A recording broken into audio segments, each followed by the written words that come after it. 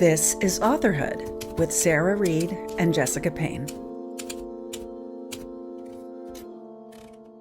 Hi, everyone. Welcome to Authorhood, formerly known as Mom's Writers Club. But don't worry, we're still going to talk about a lot of the mom things, but we felt like it was time to pivot a little bit, which, speaking of, that is the name of today's episode, Pivoting, and that has to do with pivoting in your author career. I am Jessica. And I am Sarah. And we are going to jump right into that. But first, we wanted to talk a little bit about the changes for our YouTube channel. And this will also be a podcast. So you'll hopefully be able to find it on whatever podcast platform you like. So we wanted to talk a little bit about changes to the channel, but also give you a personal update because it's been a minute. And I think we both have had some pretty big changes and are working on different things. And so first, as you probably are aware, or if you're new here, maybe you're not, it's been a while since we've put an episode up. And I don't know that there's really a good reason for that other than we both have been pretty busy. And I think we also had reached a point with Mom's Writers Club that as much as we love it, we weren't quite sure what to do with it. We talked about a lot of the things we wanted to discuss as authors, but I think we also are a little bit at a different point in our lives where we are both still moms, but like my kid's in school now, so I'm not writing during her nap time, which I know a lot of you are still doing that. And so again, we will still have a lot of that content, Yeah. but we want to shift a little. Go ahead, Sarah. And we've also shifted in where we are in our careers as writers and authors. And we're kind of coming at it from a different place, I think, than when we started. I think when we started, we were still We querying. had just signed with Oh, agents. yeah, yeah. Yeah. So, a lot of water has flowed under the bridge since we put out our very first YouTube episodes as Moms Writers Club. And we've kind of grown and developed as moms, as authors. Our kids are big. Mine are like, one of them is like moved out of the house. She's Mhm. 20. My other one is 18. She's going to graduate high school. And I don't know about you, but I am not freaked out about the empty nest. I'm freaked out, but I still have, a decade or Yeah. so, a little more than that. So No. maybe I won't be freaked out by I'm then. like, I get to travel whenever I want. That does sound nice. House to myself. Okay, the other thing that Sarah and I have been talking about a lot, some of the podcasts we enjoy listening to are people who have insight to the publishing industry. And now, as agented and published authors, we feel like we have a lot more insight to the publishing industry. And there are some great podcasts out there that I have listened to over the years, like Shipping and Handling and Publishing Rodeo and Print Run. And I know I'm missing several, but and a lot of those are not posting as much, or in some cases have completely stopped posting. And I think we're sensing that we're kind of maybe ready to talk about some of those things and offer our own experiences and answer questions and address some of those issues more focused on the publishing industry. So while we will still have some of the same, craft content. Sorry, a cat just like sounds like a cat was on my roof stomping across it. Or Santa's here early. Um, we're gonna focus more on the publishing industry, basically. Okay, so with that, let's jump into our personal update. Sarah, what have you been up to? Oh my gosh. Okay. So I just recently submitted a new manuscript to my agent about a little more than a month ago. And she said that she was going to get back to me by the beginning of December. And it is now the beginning of December, and I am anxiously checking my email on a regular basis. Some things never change. The anxious checking of email is going to be a feature. It never changes, ever. No, but I'm excited about it. And I think our last couple episodes, I think we were talking about my pivot um, into a different genre. So I wrote something that's very sort of like grounded magical realism or fantastical realism. I'm not even quite sure what to call it. It's kind of Call it um, whatever's gonna sell it. I know. Let Laura figure out what to call it. Um, but it's sort of Alice in Wonderland meets the Nordic wilderness, and it's really weird and different. And Jess is very encouraging, but I am like, my agent is very, this is what I love about her. She is all about what will sell. And so I'm just anxiously waiting to see if she thinks this will sell. Um, but it was a really fun book to write, and it was a really fun change to make. I think I've kind of like always been wanting to do something that's sort of speculative, um, magical, you know, different, not just like contemporary realism, as much as I did love that. So it was really fun to write, but it was also really like an exercise in like loosening up and letting things be weird and just going to that place, you know? Like I said, my kids are big. There's now a traditional Finnish sauna in Charlottesville that I go to on the regular, and I am missing my sauna today to do this special episode because I'm so excited to see Jess. Um, but that has been like a major bonus in my life. So a little, Yeah, that's great. I love that you're doing that. I think it's so cool. It makes me wonder if they are becoming more common and if there's like one around here, although I don't think there is. Or if there is, it's probably in Seattle, which is far enough away I won't be going. people have like these mobile businesses, you know, where they Oh, have one that they like tote around on a trailer, that's a good idea. fire it up wherever. So Yeah, I like that idea. Are you working on anything else now that you've sent that to your agent that you're ready to talk about, or are you still in those like early planning stages? I am working on a new thing. I'm right in the Mhm. very beginning of it. Ooh. And That's the um, best time because there's like all that potential. I know, but I hate it. I don't like the beginning at all. I'm like, because there's all that potential, but there's also that like, I don't know, like my brain goes like, this could be the most amazing thing ever. And oh my God, this is so exciting and so great. And then the other part of me is like, now you have to do that. Now you have to make that amazing, great, mind-blowing thing. And then I'm like, oh fuck, I can't. No. So it's a very fraught time for me, but I'm very excited about it. I need to reverse engineer a very serious financial crime for this book. I love that you have someone you're like, listen, help me plan this crime. I know, what, I want to call her up. Very specific author questions. You know, you call up your sister and you're like, what could a person overhear somebody else talking about that would totally implicate them in a money laundering scheme where she would know, but they weren't being too obvious. Anyway, Is she ever concerned about you when you ask her those no, questions? Is she ever no, she like, loves it. Sarah, do we need to talk? Not on the phone. No, it's great. Anyway, what's going on with you? Jess has had some very big, fun developments in the last 9, 10 months. Yeah, it's been really fun. So my last book was Never Trust the Husband, and it came out in March. And at that time, I started working on something that is a little bit of a pivot, and it's still like in the thriller genre, but I've had some different topics I've always been interested in writing a book about, and this one happens to be a woman who is a mom and a wife and also a professional killer. So I wrote and we ended up selling that this summer on proposal. And I just got to announce it maybe a month and a half ago. So it's been really exciting. I'm doing a 2 book deal with it. 2 book series deal. Yeah, it's a 2 book series. Yeah, you're right. And so yeah, it's been really fun. So I had to finish writing that book because like to my shock, we sold it on proposal, which is not something I had ever done before. And that was just really, yeah, it was really cool and exciting and a huge relief when we got an offer. And I'm working with an amazing editor who I'm really excited to be working with, Michelle Vega, at Berkeley.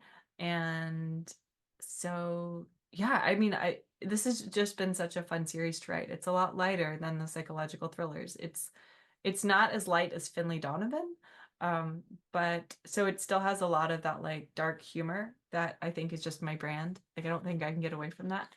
But there's more humor in it, and it's fun, I think. I think it's fun. I'm enjoying it, but maybe I enjoy dark things.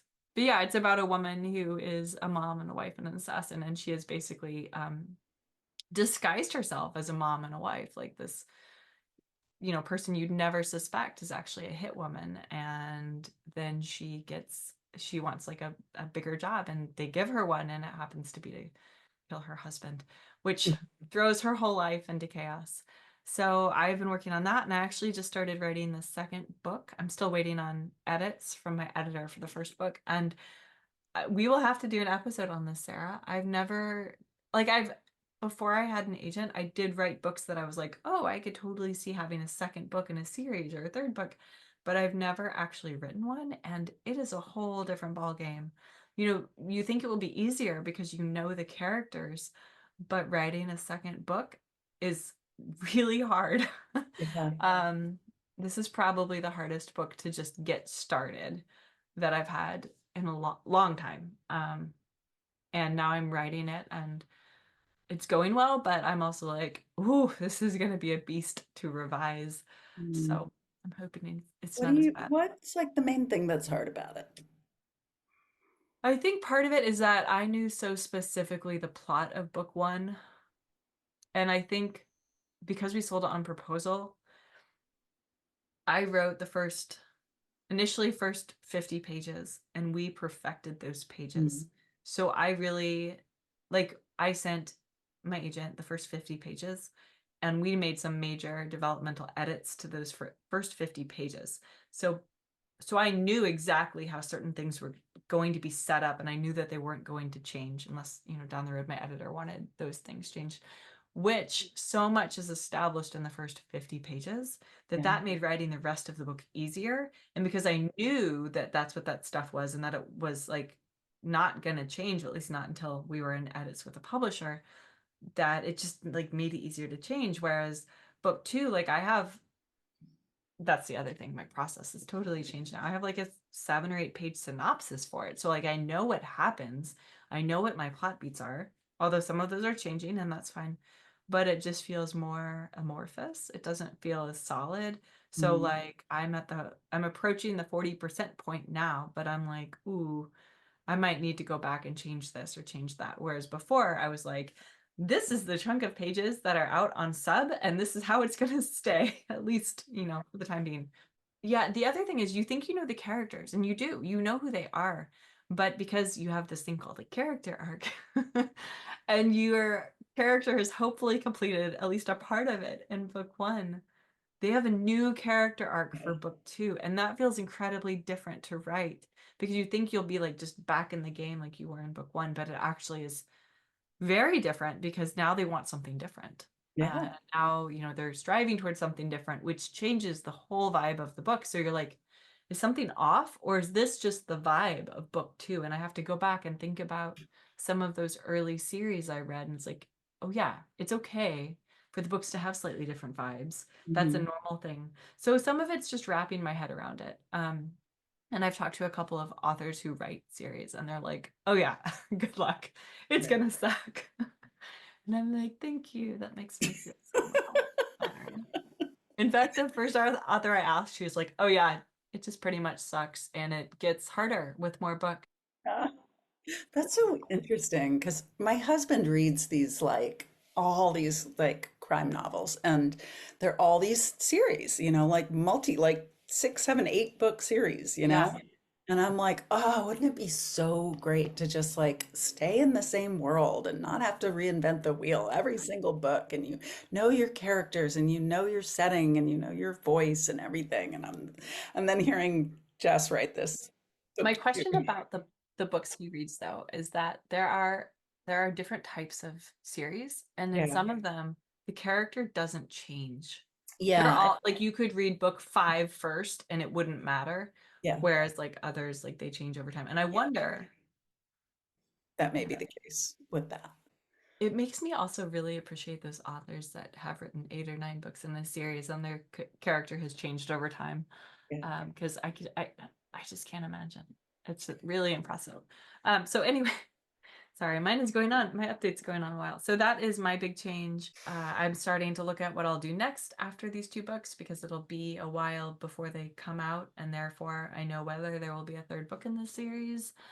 So yeah, and then so I'm looking at another pivot kind of for what I think I might want to do next. Although it's kind of an in addition to, like, a different genre. It wouldn't Yeah. be instead of. So anyway, with that, I guess let's jump into pivoting. Okay. Let's do Sarah, it. what is pivoting? What is pivoting? Oh my gosh. So, um, we're going to discuss it from a couple of different angles, but mainly it's when you go from writing one type of thing to writing another type of thing, and specifically types of things that will sell differently. Does that make sense? Yeah, I think that makes sense. That will appeal to different markets, that will possibly appeal to different readers. A genre shift is sort of the easiest kind of way to think about it, like you're going from writing one genre to another. And we're going to talk about why you would do that and what's good about it and what's hard about it. One of the questions, we have a whole sheet written down because we were being organized today, is why would an author consider doing it? And I think that there are a lot of reasons that an author would consider pivoting. One reason would be that they just want to try a different genre. Like the next project I'm going to work on will be more in like a fantastical realm. And it's just because I've always loved writing that. And although the market does play into it, like it's a good time in the market for that.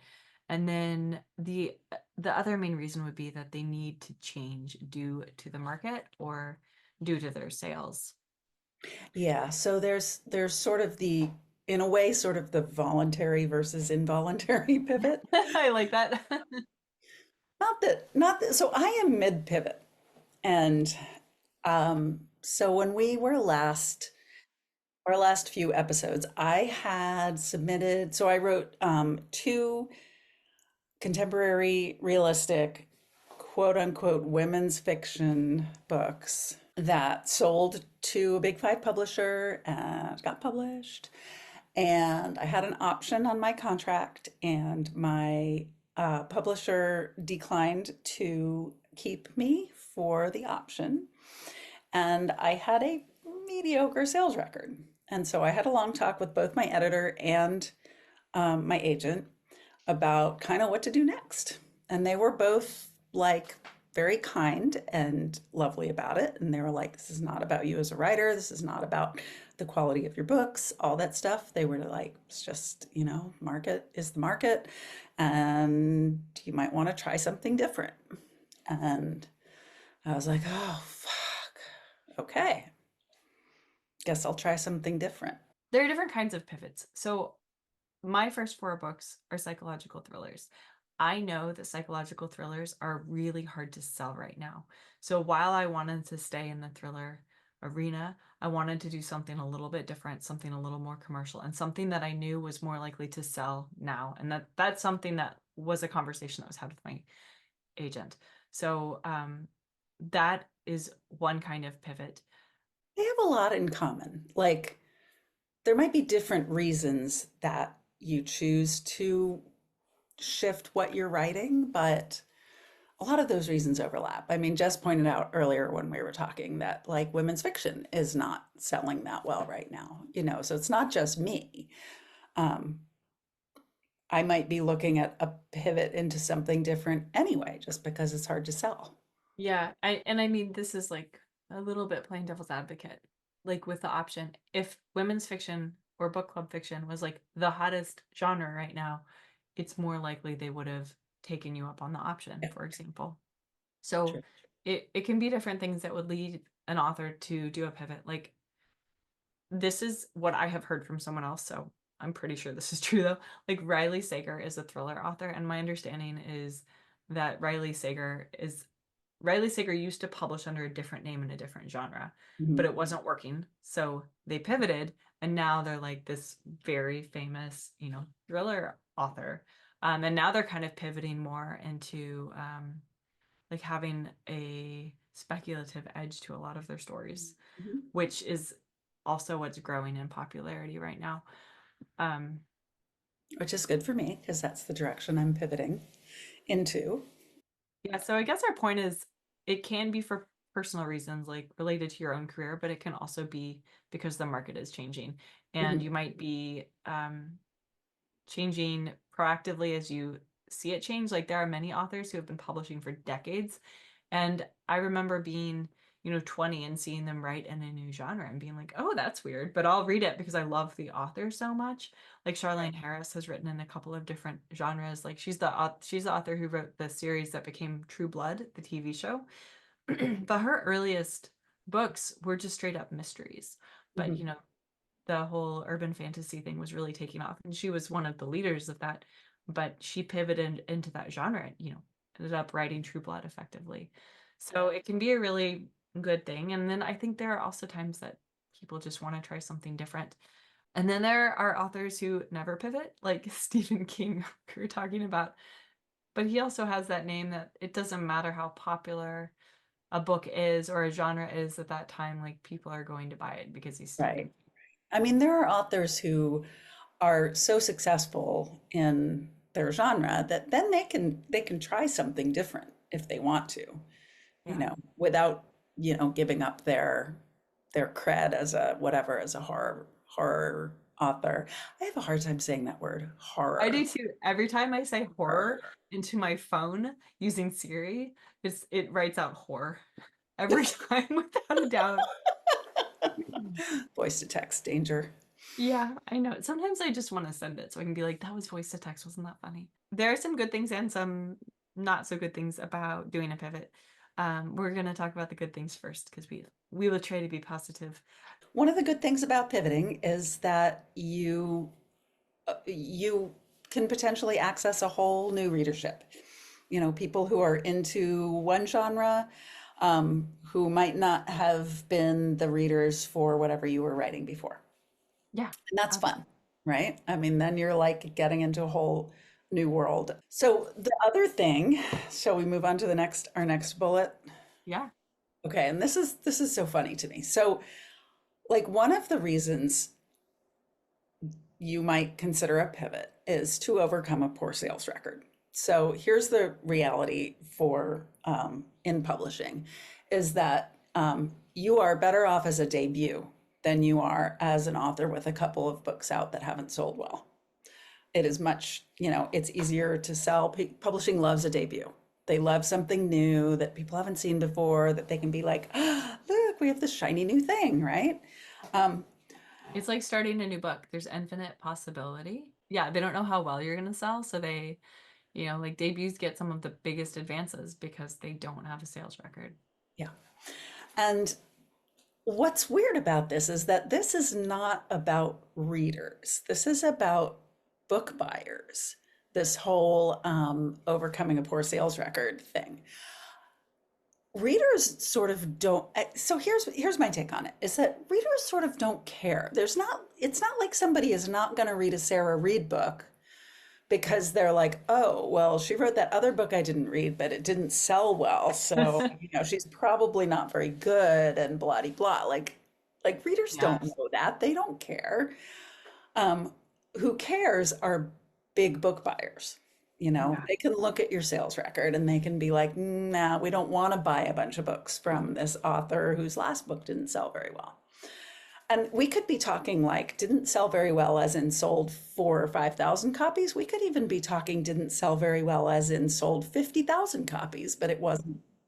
It depends on the size of the advance, like And the expectations and yeah, how yeah, many books they expected you to sell, and it they generally won't consider, how much marketing they did or how visible it was. yeah, It's simply how many copies did the book sell versus what they expected. yeah, So if you're coming off of not selling as well as they wanted you to, or they thought you should, sometimes pivoting can kind of put you in a fresh arena. One way a lot of people will do that is they'll use a pen name. And to some extent, I've read mixed things on this. It's almost like you're a debut again, which I don't think is totally true because you do have a sales record. But if you switch and use a different name, it's like you get a whole fresh new chance, which I don't know why I think that is so ridiculous. It is so ridiculous. And it's about like it's about so I don't know. My take on it is that it's about book buyers, like not readers, but like Barnes and Noble, you know, that they're going to look at you and be like, "Oh, that's a new name, that's a new look, like this is a new thing." And I mean, it's not that they can't look up, like if I go with a pen name on my next I on don't think my they can next look it book, up. well, I My mean, legal, I could figure it out without much I trouble, guess but they could figure it out if you, well, it depends on if you're transparent about it. well, that's the thing. Like if I'm transparent about it, they could very easily like do a little bit of a Google search and figure it out, you know. Yeah. But do they is the question. Do they even care about that? Or do they just want a new name and a new look and a new genre and be like, "Oh, okay, there's a new author that we can try out," you know? Yeah. I will add, people also go with pen names simply to differentiate genres. So like if I publish something in the fantasy genre, I will probably use a different name than Jessica Payne because I wouldn't want my like dark psychological thriller authors to be picking up something that's, light and fluffy. Right, Although a lot of right. fantasy books are pretty dark, and expecting it to be the same. But at that point you can decide if you want it to be an open or closed pen name, and um, it just depends on your circumstances. Some of the less exciting sides, we've kind of touched on this already, but potentially needing a pen name. People have different opinions on pen names. I don't mind at all. I'm like, the more pen names, the merrier. But some people really want to use their own name. It like stings a little bit to Yeah. hear like you should change your name because Yeah. they're gonna look at your name and be like, "Oh, we don't want her," you know? So that's the whole like involuntary versus voluntary pivot in a way, you know? Yeah. If you're doing it because you feel like it and because you want to write in a different genre, and like Helen K. Diamond and Darby Kane are the same person, and she's open about that, and they're like just different genres of books that she writes, and that's fun. That would be a fun reason to come up with a pen name, but it's a little owie to be Yeah. to be like, no, no, we don't want to use Sarah Reed because whatever. Um, but I'm not that persnickety about it either. Yeah. I Makes just want sense. I just want to stay in the game. I just want to keep Yeah. publishing, and I don't really care all that much what they put on the front of the book. Other things to think about when you consider pivoting is if you want to write something different. I would never tell someone, "Oh, you have to pivot because the market has changed," or, you know, it's the best thing you can do for your career if it's something that isn't what you want to do. For me to like go into this other segment of thrillers was exactly what I wanted to do. It Yeah, was really fun. It was actually something I was doing 5, 6 years ago when that was not selling and I couldn't get an agent with that, yeah. So for me, it was like a very like, oh yeah, I will totally do that. Don't do it if you don't want to. Um, yeah, so it's hard if you're needing to pivot away from something that either didn't sell well for you, or like if you're a querying author, just a genre that is just not selling, that agents are not picking up, that editors are not picking up. If you need to pivot away from something like that and you find it like, and it's a pivot that you don't want to do, like if it's just a genre that you really love and you want to keep writing in, and you're like, you know, not how to put this. Do you know what I'm trying to say? Like, so, okay. So, for example, for me, I was writing contemporary women's fiction. And when pivot time came, I was like, oh, okay, I will write something speculative because I have been Yeah. wanting to do that. And Yeah, that like you came have really been. naturally to me. And I already had a bunch of ideas lined up, and I was happy to let my brain go there. And it actually wound up sort of being a positive, like it wound up being a fun growth experience and everything. But if I had been like, my heart is really in contemporary women's fiction, and Yeah. now I have to write something else, I think that would have made it harder. Does that make sense? No, it does make sense. And what I would say to anyone listening is that I think you need to consider what makes you happy when you're writing, but also consider what your goals are. if your goal is to get published above all else and you're writing in a genre that is simply not selling right now, that's when I would consider really strongly considering pivoting. I was writing vampire novels when editors were putting in their manuscript wish list, do not send me vampire novels. So I was like, okay, this is not going to get me an agent. But the market comes around. Right Okay. now, vampire novels are selling again. So if that's what you really want, like probably the market will come around. I would never advise someone to write something that, But their isn't. heart's not in. Like Yeah. if your heart's not in it, that's not going to work well. And, if your heart is really firmly in one place, then keep doing that thing. Yeah. Fortunately, you know, I was, and like, I'm bringing a lot of the same vibe and a lot of the same themes along with Yeah, me. you are. I'm just going into this more speculative world, which I'm glad to do. It still feels like one of your books. Yeah, Totally. yeah. And Um, speaking of which, another issue with pivoting can be like a disconnect with people who really loved your yeah. books in the other genre. That's hard because I'm trying to think if I have ever actually, yeah, I won't say who it is, but there is an author who I read all of her books and she pivoted into a new genre. And it's not even a genre I dislike. It's a genre I dislike when she writes it, and I don't know why. And I tried to read the first book a couple of times. I even skipped the first book and picked up the second one.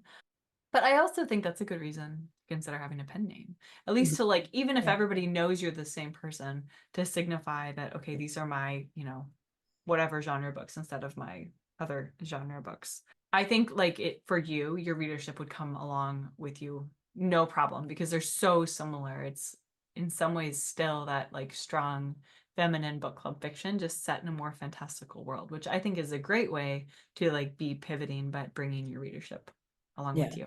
yeah, Um, one of the most interesting things I think about a pivot is that you have to learn a new genre. yeah, It's not as simple as just sitting down and being like, okay, I'm going to write a fantasy book now. yeah, Um, like when I taught myself how to write a thriller, it took some downtime of like reading lots of thrillers and figuring out what those plot beats looked like and how it was different than what I had been writing before. And that can be real work. I think about uh, the book Romancing the Beat. When I first thought, I might want to do something in the romance world, like realizing that there were totally different romance beats. And when you read that book, you're like, oh yeah, of course, like every Hallmark movie ever, or yeah, every rom-com ever has had this. But there's definitely a learning curve, which can definitely take time. yeah. I had that under the positive aspects as well. Oh, really? Yeah. It's Yes. kind of both, right? Because it's fun. Like it's so Yeah. cool to have that new challenge, especially if you've been writing in a genre for a while. It makes everything fresh and exciting again. Yeah, like it was Also, really like, fun for me to write something fantastical, even though I had a lot to learn about world building and magic systems and, all that stuff. Sarah, I was just kind of like flying by the seat of my pants. I'm glad you remember it as being fun because I remember Ah! many, many podcasts from you, our personal phone podcast, where you were like, I feel like I don't know what I'm doing. Is this okay? Yeah, But, you got through it and you wrote a really good book. right. Yeah. Yeah, there was that time when you gave I was like so Jess sometimes leaves me critique partner feedback via voice message. So Oh, do we have to talk about this? so I get these messages in Jess's voice. Um, I will preface this by saying Jess is the best critique partner ever. And um, anyway, I just remember very clearly at one point you were like, we can take this out too. Okay. No, let's be honest. I just remember it so vividly. You were like, she's just walking around and things are happening to her. I was like, oh, fuck. Hey, that is no longer the case, right? She's not doing anything. She's just walking around and things are happening to her. But it was helpful. I told I was another being writer friend of honest. mine that you said that, and she was like, oh, that hurts. I see that as just being very honest. Yes, I know. And that's what I appreciate. That is what I appreciate so much about Jess as a critique partner, because she will Let's tell me save things this like that. forever. And then when she tells me she likes something, I know she likes it. Like I know she's not blowing wind up my skirt. I So, remember the first time I read one of your books and you wrote me back an email because we had not progressed to like exchanging phone numbers at this point. We met on Twitter. We were emailing because we were both looking for critique partners, and it's kind of hard to find a critique partner you mesh with. And I had sent you feedback and you wrote back something like, I know I can trust you because I kept thinking, oh, she's just being nice. But then I got to the part where you're like, this just does not work at all. And you were so honest. And anyway, it was funny to get that email. I was like, oh no, I'm being honest. And yeah. that is actually something I, as a critique partner and person, need to work on, the compliment sandwich. Um, It's just hard because I feel, you know what it is? It's that I feel so strapped for time yeah. sometimes Yeah. that I'm like, I just need to get across what's important. Yeah. But I also have gotten the critiques back where you only learn the things that need to be fixed and nobody mentions the stuff that's working. And that's a Right. problem because one, you don't know what's working and you might remove something that's actually good. And two, like, you're like, well, does it just suck and do you hate it? You know, Right. like that's kind of like Right. how, Like, is this working at all? You know? Yeah. yeah. And granted, this was the second time Jess had read the book. So, fair enough. She had already told me like this. I really like this. I think this is I really. did send lots of messages about how much I liked it. Oh, I was in a very vulnerable place though. I should have resent those. I should have been like resending the old message about how great this part is. Right, Um, right. But it was really fun. I mean, it was fun to do something new. I like doing new stuff. yeah. I like trying new stuff. I do think if you're considering a pivot and you are an agented author, to definitely discuss it with your agent. Make sure it's something that is selling well if you're going to go to all of that trouble, or at least that your agent thinks they can sell, which is probably true for any book. Like I've learned the hard way. It's better to make sure your agent thinks they can sell something before you write it. That's always a good idea. But also, does your agent represent that genre, and or are they willing to? And that it's kind of a couple things. One, like, do they sell it or are they willing to? But also, do they know which editors to send it to? Mhm. So that might mean they work with another agent at their agency, or it might mean that they have to do some more research. But that's something to think about. And are you pivoting versus are you chasing trends? So this actually goes a little bit into our next bullet point as well, which is how this works for an agented author versus someone who is still querying. Are you pivoting because you see the need to make a shift in your career as a writer? Or are you like, oh, someone just sold that for $1 million. I'm going to try to do that too. Without Right. like really putting thought into, is this something I want to be doing? Is this something I think I will do well? If they say they want a 2-book contract, will I have a second book in that genre that like I Right. would really be excited to write? When I say how it works for an agented author versus someone who is still querying is, um, and I guess this would even depend on your agent. And some people might disagree with me when I say this, but if you see a trend emerging that you're like, okay, I'm going to write a book in this trend, trends don't last super long typically in publishing. If you already have an agent, so you know that you can write that and get it sent out on sub in like 3 months or 6 months, that is very different than writing an entire manuscript and then revising it and then writing a query letter and synopsis and querying it, which might also take 6 months, which then you'd revise it with your agent, which might take 3 months, and then finally getting it on sub, by which time it's totally possible the trend is over.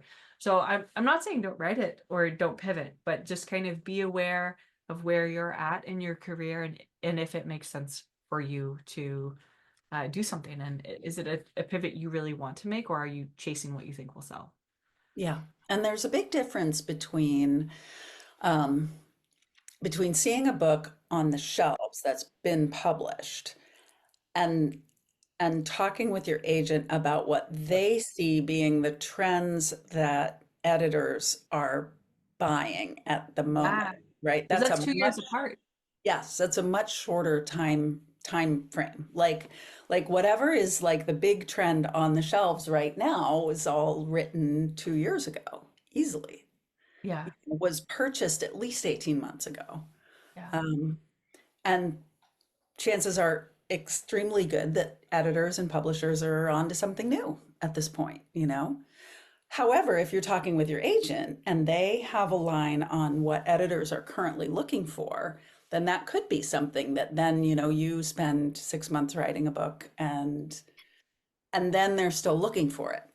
Does that make Yeah, sense? that makes sense. How long did it take for your books to go from, or at least your first book, from when you sold it to publication? I don't remember what month was your first book published in. My Was it first May? book came out in March. May, Oh, March? March. Yeah, it came out in March. And I got agent. It was a year. I want to say it was a year. I thought it was like 20 months. So I'm thinking you got agented in like February or March because you signed with Laura right after I signed with Kimberly, Yeah, and you that's sold it, true. but you sold it fast. I think you sold it in June Yeah, or we July. sold it fast. We And revised it fast and we sold it fast. And yeah, so we sold it in like June or July. so it wouldn't have come out that following March. No, It would you're have right. been a You're year right. from that March. 18, So it it was at was least 18 months. okay. Yeah. Um, and my book doesn't have a publication date yet, uh, my Berkeley one, but I know it'll be in like 2026 sometime, and we sold it in July Yeah. of 2024. So it'll probably be almost 2 years. I bet, yeah, I think it'll be about 2 years or a little less than that, maybe. I'm Very praying curious for, that I want a long. spring release date. We'll Yeah. see if it happens. Like a late spring, like May. I That'd be like fun. May release dates. I just feel like I've had good luck with them. Anyway, do we have anything else to talk about on this topic that we haven't touched on? I will say, I guess I'll just comment again a little bit on market trends. I've heard a couple of different agents talk about this, but how they really go in waves. So if something's not, if something was popular last year and you feel like you missed it, like it will become popular again. And I think that that is just reassuring to know as someone who likes to write some things that are like maybe not popular right now, but knowing that they Yeah. will become popular again. And you can see it. Like so I started really paying attention to the publishing world in about 2018. And in that time, I've seen that change. So that would be 6 years. Yeah. Um, so it's cool to like feel like I've been able to take a step back and like actually see some of that fluctuation go up and down. Like I remember like when rom-coms were just getting really popular and they're still selling well, but they're kind of, on a downward trend, and romantasy is like the hot thing right now. But do you remember when romantasy started? Mhm. Like a year and a half ago, maybe? I don't know. Oh, also Jane Friedman's newsletter, it's called The Hot Sheet. We always affectionately call it the hot shit. Um, is a fantastic place to Yes. follow the publishing industry. Jane and people who write for her do just a really good job, like covering all the big stuff. Yep. Another person, I'm trying to think of whose podcast I listen to. Well, Publishing Rodeo. They're not posting as much now, but they have a lot of really good details. I feel like they've maybe done an episode, maybe not on pivoting specifically, but like pivoting adjacent, maybe market changes. Um, but yeah, if you have any questions about it, drop it below. But before we let you go, we have homework for you. If you are, I feel like, right, the podcast Writing Excuses, and here's your homework. Have you listened to that Oh, before? I haven't listened to Homework that in too. But ages. there's just like craft. I kind of hop in and out. Yeah. But our homework for you is to think about what you are currently writing and why you are writing it. Are you considering a pivot? And if you are you aware of why you think you need to pivot? And is it because it's something that you want to do and that you think will benefit you? Do you have anything to add, Sarah? Mm, I guess I would add, um, well, and I don't know if this is homework, but it's nice to kind of be aware of other things that you're interested in, even if you're not quite ready to start writing them yet. Yeah. Um, so like if you're writing romance and you have ideas about like historical drama, like write them down and stick them in a notebook somewhere Oh, I and so agree. and hold on to that stuff for later. Like I have all these synopses that I wrote over the last few years, not necessarily that I'm going to write those books, but it kind of like keeps the thread alive in my head. that there's this other thing out there that I could write. So I guess a homework item would be, is there, if you're not considering actually writing something different right now, is there something that you're like, oh, that could be fun to do? Like, is there something you can write a couple paragraphs about in a notebook somewhere, um, that would be different than what you're doing now, just to kind of like keep that alive in your head? I think you should be doing that about like anything and everything, whether it's Yeah. a snippet of dialogue you hear in a coffee shop that you're like, oh my God, that has to go in a book someday, or a book idea or a character idea. I have a notebook. I can see it. It's on my shelf. It's pink. And I have been using that notebook since like 2019. Mhm. And I have just a list of ideas, and sometimes I'll just skim through it. And Yeah. sometimes that will um, be something added to whatever I'm working on. Before we close out, I realized we forgot to mention this at the beginning of the episode. So, Sarah and I are no longer hosting Mom's Writers Club over on Twitter. It has moved to Bluesky. I know we've had at least one episode where we've mentioned this, and Tracy and Shay from Mom's Writers Club are hosting it now. So know that, like, despite that we are changing this podcast to Authorhood, that is still going strong. Mom's Writers Club is still there, and the chats are still happening. And Bluesky, anybody can join now. You don't need a code anymore. And they're meeting every other Wednesday night. If you can't find them, just go to my website, jessicapayne.net, and there's a link, and I'm pretty sure it takes you to their profiles. And we have a Substack for Moms Writers Club now, where you can get reminded about those chats that happen twice a month. So those are still there, and that's not going anywhere. I wanted to make sure I mentioned that.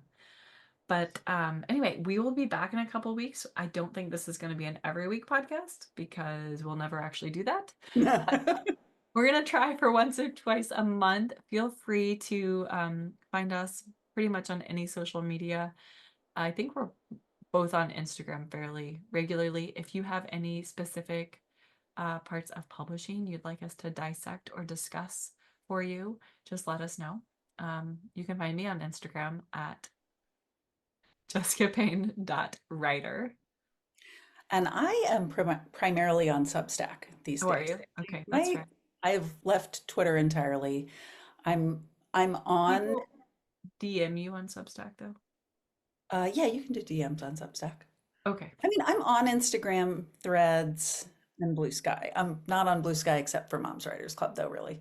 I mean, so I'm on Instagram and Threads. You can DM me through there. I'm Sarah Reed Author, but I'm most active on Substack. Okay. And that's where I have a couple of other newsletters and stuff going on. We'll talk about We that. will put our links for Substack, Instagram, and all the other various socials we signed up for and never used below.